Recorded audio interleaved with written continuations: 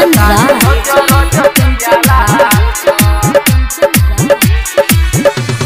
नीम चौक चौसीमा वैशाली। अभी आप सुन रहे हैं RPR रिकॉर्डिंग स्टूडियो की शानदार प्रस्तुति।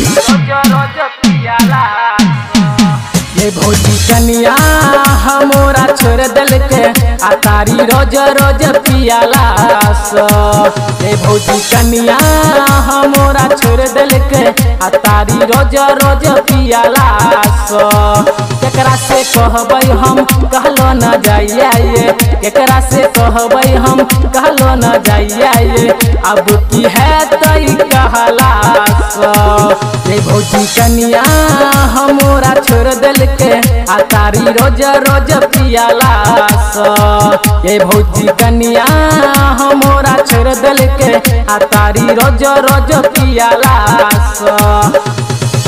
ये भौजी कनिया हमारा छोड़ दिल के आतारी रोज रोज पियाला। आतारी रोज रोज डीजे कंचन। अभी आप सुन रहे हैं RPR रिकॉर्डिंग स्टूडियो की धमाकेदार प्रस्तुति वैशाली। हम उगी के रहे 16 के जवानिए। हम उगी के रहे 16 के जवानिए। हाँ घर में निकन लागे भोजियन पानी, आवो न पानी, आवो न पानी। भाग गई मौगी छोड़ को आधी राती में। ये भौजी कनिया हमारा छोड़ दिल के आतारी रोज रोज पियाला।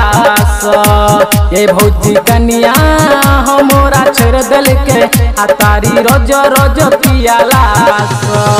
ये भौजी कनिया हमारा छोड़ दिल के आतारी रोज रोज पियाला।